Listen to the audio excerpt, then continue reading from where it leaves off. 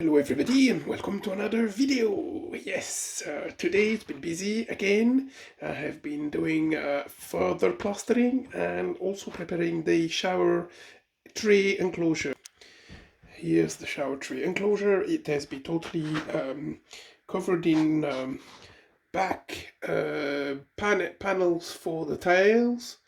This is the seat, and this is the paneling that's going to be used for tiling. The self-leveling compound is set nicely. I've primed it with undercoat, and it's ready for the pan to be going on it. And I've done a further plastering of the plasterboard to just finish up things. Including the wood. There's a tiny little bit to do here, but it's too thin, so I'm just going to do it with cork.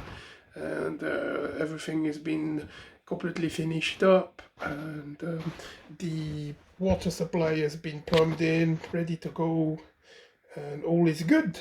So looking forward to get this project finished, but it's quite a long project.